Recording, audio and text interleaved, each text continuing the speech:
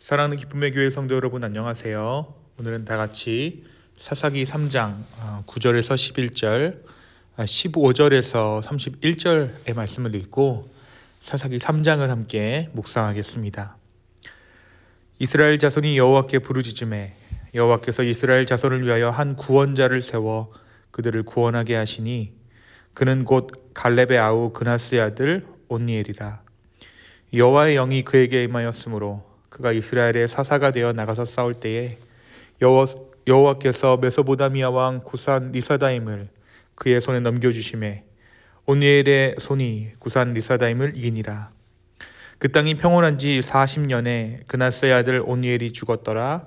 이스라엘 자손이 여호와께 부르짖음에 여호와께서 그들을 위하여 한 구원자를 세우셨으니 그는 곧 베냐민 사람 게라의 아들 왼손잡이 에훗이라. 이스라엘 자손이 그를 통하여 모압 왕 에글론에게 공물을 바칠 때에 에훗 후에는 아나스의 아들 삼갈이 있어 소 모는 막대기로 블레셋 사람 600명을 죽였고 그도 이스라엘을 구원하였더라. 아멘. 우리가 어제 사사기 2장의 말씀을 통해 보았던 핵심은 분명했습니다. 이스라엘의 반복되는 실패는 하나님의 부재 때문이 아니라 하나님을 왕으로 모시지 않은 그들의 선택의 결과였다는 것이죠. 그들의 타협은 결국 하나님의 침묵을 불러왔고 그 침묵은 방임의 심판이 되어 이스라엘은 더 깊은 혼란으로 들어가게 됩니다. 이러한 흐름 가운데 오늘 우리가 묵상하는 사사기 3장은 그럼에도 불구하고 하나님께서는 왜 사사를 세우셨는가라는 질문으로 시작되는 장이라고 할 수 있습니다. 오늘 말씀 3장은 이스라엘이 완전히 쫓아내지 않았던 이방 민족들을 하나님께서 남겨두신 이유를 설명합니다. 그것은 단순한 실패의 결과가 아니라 이스라엘을 시험하시고 그들의 마음이 어디를 향해 있는지를 드러내기 위함이었습니다. 그런데 이 사사기 3장이 서술하는 이스라엘의 행태는 어떻습니까? 그들은 그 시험 앞에서도 여전히 하나님을 잊고 바알과 아세라를 섬깁니다.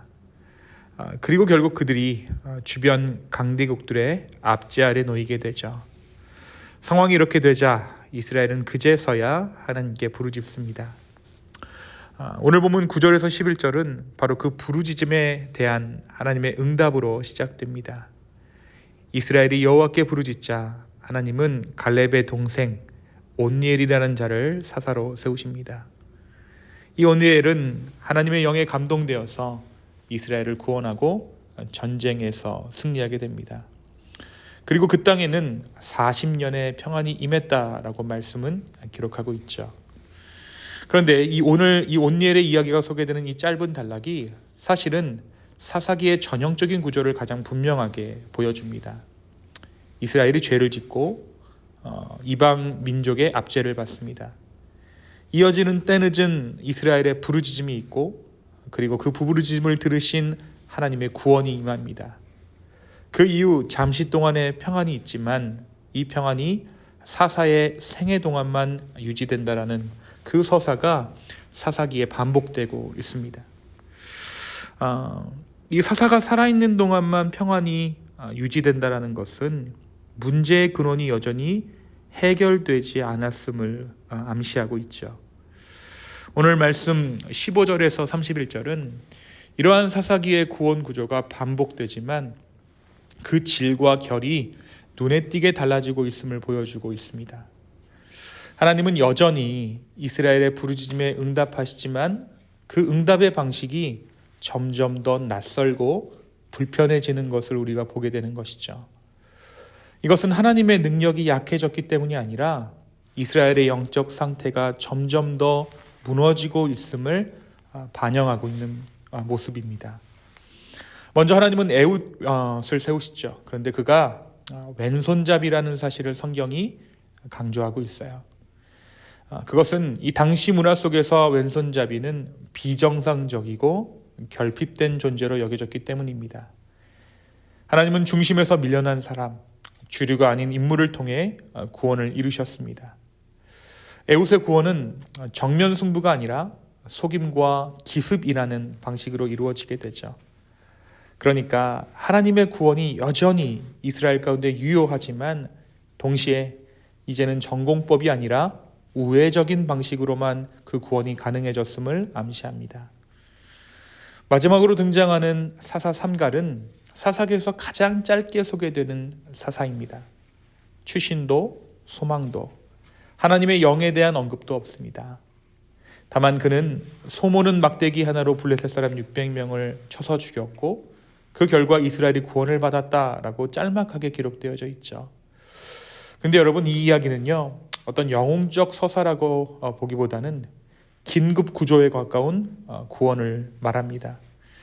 하나님의 개입은 여전히 이스라엘 가운데 있지만 사사의 모습은 점점 더 거칠어지고 임시적이고 불안정해 보이게 되는 것이죠. 사랑하는 성도 여러분, 오늘 이 사사기 3장은 우리에게 무엇을 말해주고 있습니까? 오늘 본문은 우리에게 3명의 사사들을 소개합니다. 이 3명의 사사들을 통해 말씀은 분명히 말합니다. 하나님은 여전히 구원이셨습니다. 그런데 그 구원의 모습은 점점 낯설고 거칠고 불편해지고 있었다는 거예요. 온니엘을 통해 주어진 구원은 비교적 익숙한 구원이었습니다. 하나님의 영이 임했고 전쟁에서 승리했고 땅에는 비교적 오랜 평안이 임했습니다. 그러나 에웃에 이르러서는 상황이 달라지죠.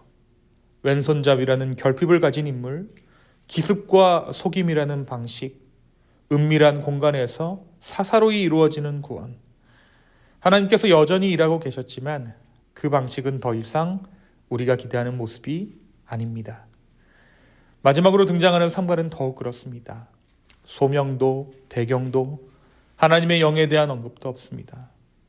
다만 소모는 막대기 하나로 적을 물리쳤다라고 말씀은 기록하고 있죠. 하나님은 분명히 구원하셨지만 그 구원은 임시적이고 거칠고 다음을 담보하지 못하는, 내일을 보장하지 못하는 모습으로 그려지고 있는 것입니다. 이 3명의 사사를 통해 말씀은 우리에게 한 가지를 분명히 보여주고 있어요. 하나님의 구원은 멈추지 않았지만 사사를 통한 구원은 점점 한계에 이르고 있었다는 사실입니다. 문제는 하나님께서 변심하신 것이 아니라 하나님을 왕으로 모시지 않는 백성의 상태였습니다.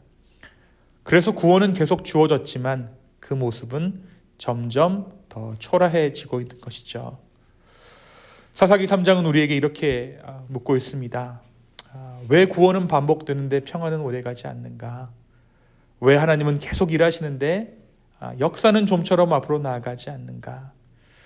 그 질문의 끝에서 우리는 임시적인 사사는 필요했지만 그것으로는 충분하지 않았다는 사실을 깨닫게 됩니다.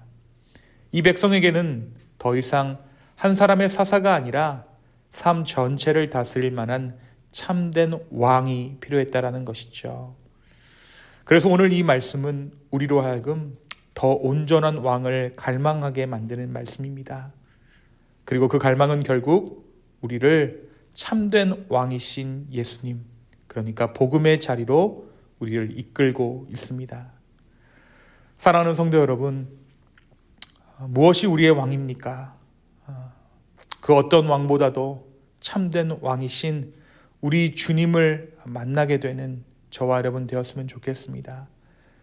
온전하신 왕, 참된 우리의 왕이신 예수 그리스도를 만났을 때 진정한 회복이 우리의 삶 가운데 임할 것입니다. 다른 어떤 것으로는 우리를 구원할 수 없습니다. 오직 이 아침 주님의 다스리심을 구하는 저와 여러분 되기를 예수님의 이름으로 축원합니다. 두 번째, 오늘 말씀은 우리에게 침묵의 시대에도 여전히 일하시는 하나님을 말하고 있어요. 사사시대는 암흑의 시대였습니다. 모두가 자기의 옳은 소견대로, 그러니까 모두가 스스로의 하나님이 되어 살았던 시기죠. 하지만 그 시대에도 하나님은 일하셨습니다.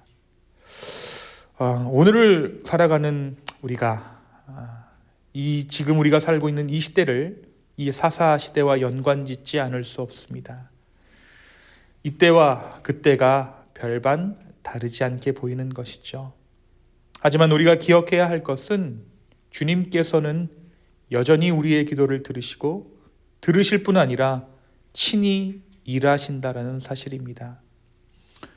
누군가는 기독교는 힘을 잃었다 말합니다.